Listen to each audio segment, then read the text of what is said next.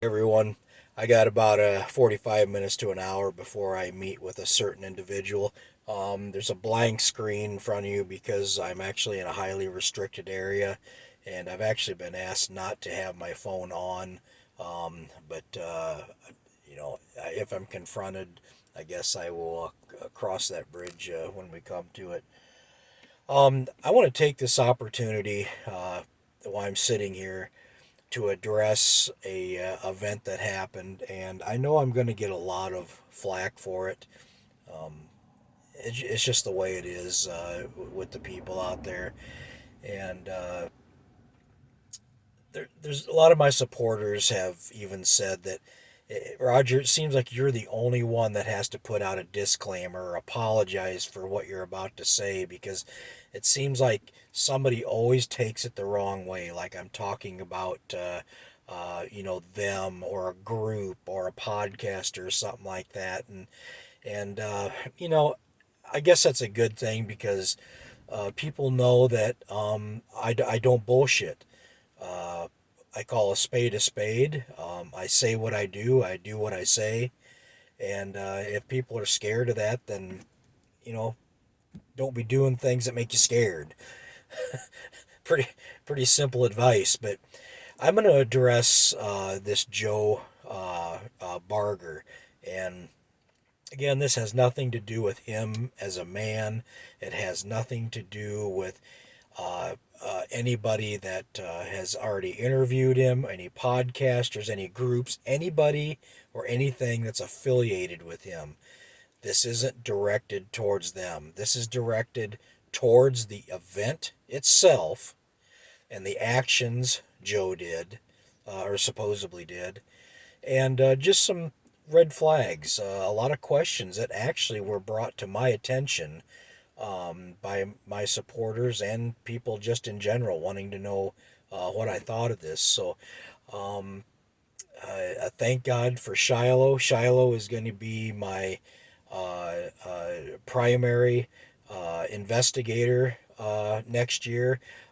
She's the one that's going to be doing all the finger work, I guess you call it, through the internet, paperwork, if anything needs to be ran down and physically gone through. Um, Other than field work, which me and another gentleman's going to be doing that. She is going to be the heart and soul and the brains of this, because without her, we wouldn't be able to, go forth on any of this stuff. To be quite honest, so and she did help out with this here a little bit. Um, the if you don't know, Joe Barter is the gentleman that supposedly shot a mammoth-sized dog man or werewolf in 2017 while he was a truck driver in the state of Michigan. Okay, this happened, I guess, on Highway 10 Northwest, not too far from the town of Baldwin. I've been told about 7 miles from Baldwin. I've been told about 10 miles from Baldwin. So we'll just when we're talking about this, we'll just go in between. We'll just say between 7 and 10 miles. Excuse me. And one of the big red flags, just one of them. There's a couple, but one of the big red flags that went off in my head. Is with the revolver that he used to shoot this thing while it was inside the cab, meaning the revolver being inside the cab. And I'll explain that here in a second. And one of the interviewers even admitted this is only part of the story that he's having a hard time wrapping his head around and believing. Because, it's really common sense, people. But um, everything that I'm going to tell you here, or for the most part, I will tell you when it's opinion based, and then I'll tell you when it's science based, where you can actually look this stuff up. But anyway, he said that he shot this werewolf or dog man twice from inside his day cab semi with a Smith and Wesson Governor, which is a 410 .45. It's a dual ammunition, dual purpose. So some people call it a convertible pistol because it can shoot both rounds. It can shoot 410. I believe it's the 410 shorts, and then it can shoot Colt Long 45s. Okay. Now I do realize that he said he had the windows down when he fired this weapon inside this cab. But a day cab is, people think of a semi being this gigantuous piece of equipment, and the day cab semis aren't. There's not a whole lot of room in them, to be honest. Look one up. I can't even remember what brand it was he was driving. It was a 2007 day cab semi, so you can just look up what a Freightliner or whatever. But anyway, you got to take in account the decibel levels, and that's the sound, the bang that these things put off. Okay, now that is a serious, badass revolver that he supposedly fired within that cab, and I want to give you a little science based reference. Okay, I don't know if you can hear some of the helicopters going over. Kind of give you an idea of where I'm at. But anyway, some of the decibel levels, okay, and this plays a very important role in this. The 380, which I love the 380 round, is 157.7 decibels. That's quite a pop. And I'm sure they're talking like a 3.5 or 4 inch barrel with these because they're probably ACP, automatic, semi-automatic. And the 9mm, I absolutely hate the 9mm. It is the most overrated piece of shit round I think they ever produced, other than the 25 caliber. But anyway, it's a different video. 9mm is 159.8 decibels. Okay. Then there's what I choose to carry. One of them I carry as a carry weapon for self-protection. And that my family and my property, obviously, is a 357 Magnum, okay? 357 Magnum has 164.3 decibels. It's quite a pop, all right? So now we'll go clear up to the Smith & Wesson Governor, which has a 2.75-inch barrel, so almost a 3-inch barrel, so it's a shorty, okay? And that produces 188 to 200 decibels, people. Okay, now I'm going to give you another scientific fact to put this in perspective for you. Yes, I can talk. Okay, you're all familiar with a flashbang or a stun grenade, right? You've probably seen them in, maybe actually used one in service or you've seen them on TV, of course. Now, those are putting out about the same, 185 to 200 decibels, okay? So, you got to think, he's wanting us to believe he fired that literal hand cannon inside that small cab with no ear protection, and even if he did have ear protection, it wouldn't help him any, okay? He fired that weapon inside that cab with the windows open that was equal to a flashbang or a stun grenade. Okay? There again, nothing against Joe himself, but I'll say the actions that he's said happened, I'm saying didn't happen. Okay? And here's some more scientific fact for that. Okay? With those decibels going off in a small area like that would cause permanent hearing damage, even if you were wearing ear protection, okay? Look it up. Permanent hearing damage, possible brain damage, loss of sight, okay? The report on those things are so explosive. They can actually detach your retina, okay? And there has been slight cases, or some cases I should say, of death with those particular decibels. Not with this handgun, but equal decibels. People have actually had, lack of a better term, their brains turned into eggs because of that decibel level. Same decibel level he claims, or the same decibels that came out of the gun he claims he used inside that small day cab. Okay, twice he pulled the trigger on this thing. I don't believe it happened.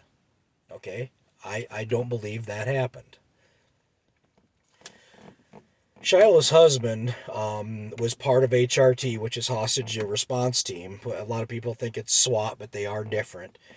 And he was a team leader from 2000 to 2006, so 6 years. And I just threw this by him, and I knew it was going to be rhetorical. But I said, would you, in any situation,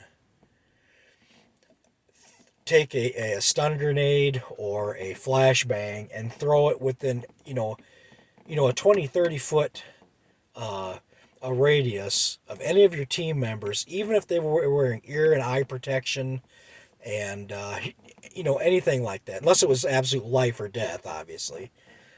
And if he said a few choice words, but absolutely not. He said, absolutely not. You were never, ever, ever to do that. These things have been known to actually split skin when people have been too close to them and going off, okay? So I don't believe that. I don't believe he fired that weapon inside there.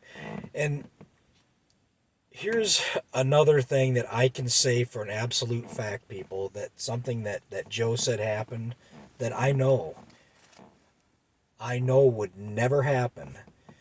Now, Joe said about 6 months after this ordeal supposedly took place, he was stopped at a weigh station, presumably with a load being weighed, obviously.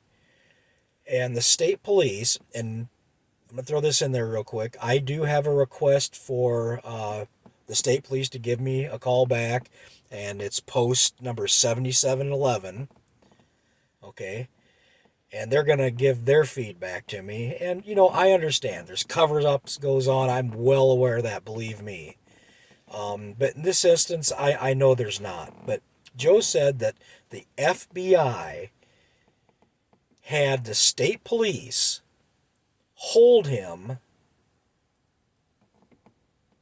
so they could come and detain him and ask him questions or whatever that supposedly took his weapon from him and his phone, things like that. First of all, the FBI themselves absolutely 100% would not show up to a situation like this. And if they wanted you because of something like this, people, we know what the FBI would do. They do not fuck around. They would come to your door. They'd break in your house, and they would take your ass wherever they needed you to go. They wouldn't have a second party detain you until they got there. Absolutely not. Okay, now he said that he's seen white government issue plates on these black vehicles. Okay, there's different kinds of government issued plates. Now, in that certain situation there at the scale house, I don't believe that either. The only ones that would have that have anything to do with this scenario would be like, I think the forestry department have government issued plates. It says right on it, GOVT or something like that. But I don't know if they're white or not. But even they wouldn't have him detained at a scale house so they could come question him. The FBI itself wouldn't touch this with a 20-mile stretch of highway, okay? They would send in a sub-branch or subdivision of the actual FBI, like what Walt was a part of. Whatever program this was assigned to, they would deal with it. Now they would be, funded and part of the government, but in no way, shape, or form would the FBI show up. None. Now he said this again after he said he turned around, got straightened out. We'll get into that a little bit too here in a minute. that there was a black Jeep stop, and there was, first he said there was a man and a woman there, and they were just kind of in awe and, like wondering what went on, and, things like, very possible. I mean, very possible that happened. But later on in the interview, when he was talking to Bart, and this was on, I believe it was What Lurks Beneath, he had said, well, now that I think back on this, it was FBI too. It had white government issue plates. I thought that was kind of odd. That was something that you would just immediately mention to begin with, okay? But there again, if that was FBI, they would not fuck around, especially with quote unquote killing one of their assets. The FBI, first of all, would not be there. It would be a branch that dealt with these cryptids if it happened, okay? So I'm telling you, fight me all you want on this, but believe me, I know this for a fact because I have been there, done that. FBI had nothing to do with this, all right?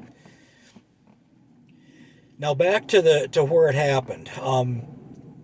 He had said that he'd went in a small turnaround, and after he fixed his brakes and got going back up the hill, and like I said, I'd already talked to a DNR person about that stretch. I talked to the DOT about that stretch. There's no grade that would even start to impede the ability of a fully loaded semi getting up the hill unless there was engine problems or they were losing traction because of weather, okay? There's nothing, no hills of any sort that's that drastic or that steep, that big of a grade. So that kind of kicks things in the teeth there too. Now going back to the DOT, I asked him the same question I asked the gal there at the DNR. You're going to think I'm a kook, but I'm going to throw this out here to you. Did you hear about a cryptid killing of a giant dogman werewolf, Highway 10 Northwest, up by Baldwin? No, never heard about that. He goes, but it's almost the same thing. And benefit of the doubt, maybe it was scripted. Maybe they were taught to say this because it was pretty close in what the gal had said, but I don't think so. He had said no, but he goes, what you're talking about happened in 2009 off by Wolf Lake. A semi driver hit a huge wolf while just at the base, getting ready to go up the hill to unload what? Paper products. And that's what Joe said he was carrying, if you remember. Okay. Now, why do I keep emphasizing on the paper products and this 2009 killing of an actual big wolf? And this is where I'm going to get a lot of fire thrown at me, but I'm going to say it. I think, now this is opinion based, okay, people? This is my opinion, and other people kind of think this as well, but it's my opinion. Since Joe's from that area, he's obviously traveled that area, I think he knew about this story that happened in 2009, and he took it, he tweaked it a little bit, and made it his own. There's too many similarities in his story and what happened in 2009 up there by Wolf Lake. Now that's my opinion, so let me have it, people. Scorch me or congratulate me, whatever you want to do. But there's some other things that I could bring up, and and a lot of people say, well, it'd be splitting hairs, like he misquoted where his pistol was at the time. I asked this particular interviewer, where was his pistol at the time that he had to take these supposable 2 shots? Was it in his center console, his glove box, dash? Where was it? And the gentleman that was the interviewer said, well, he said it was strapped to his seat. I guess the driver's seat, but is strapped to the seat inside the cab of the truck. Well, some of the stuff that Shiloh had dug up for me, it's clear, it's in literature. You can read it. he had said that it was on his person, on his body, it was, strapped to his waist. Okay, well, is the strap to the seat be considered close enough to be strapped to your waist? I don't think so, but there it's splitting hairs, I guess. And how he referenced the gun, the weapon he used. A couple times he said he grabbed for his Colt 45. Well, he's partially right there because that particular Smith & Wesson Governor does shoot Colt long 45s, but it is certainly not a Colt 45. That's a complete different animal. Colt 45 is a pistol that was made by the former Colt company.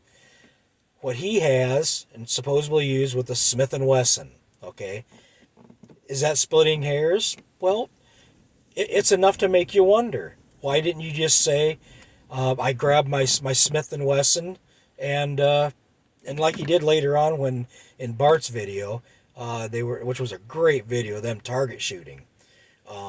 He did say it was a Smith & Wesson 410 45 gunner, and it did shoot Colt long 45s, and he had that special I think it was copper or brass round, which they do have. But there's just little discrepancies. I mean, why just not call it what it is? You don't call a chicken a horse, right? Okay. And the other thing was another thing about splitting hairs. He claims to be a veteran of the United States Army for 6 years. And Joe, if you are, I thank you very much for your service. You are appreciated, and really you are. Thank you. But this was brought up even in some of the comments. Excuse me, on that video was very careless with the firearms, how they were handled, how he was handling them to people. People that are familiar and trained with firearms, and especially in combat situations, in military in general, you handle a gun noticeably different. You're safer about it. There's just certain protocol that you go by. And one of them is you don't hand a loaded weapon to somebody that probably has very little experience with any kind of firearm. A lot of no-nos went on in that video, but I'm glad it took place. Again, I love it. I'm glad people are out using their rights, bearing arms, having fun with firearms. But do it safely, do it right. And especially if you have military training, show other people, educate them how it's the right way and the wrong way to do things. So there's a couple other things that you may say are splitting hairs, but it's worth noting, okay, people? So anyway, I see out my windshield that there's a few people possibly walking this way. So I'm going to get off my phone, but take it for what it's worth. Please don't get mad at me. I'm just doing research, and that's what you want. And I hope everybody just wants the truth. It's nothing against the man personally, but I think his actions and validity should be questioned, okay? And as always, thank you so much for supporting me. Thank you to my new subscribers. Godspeed. God bless. And we'll definitely talk later.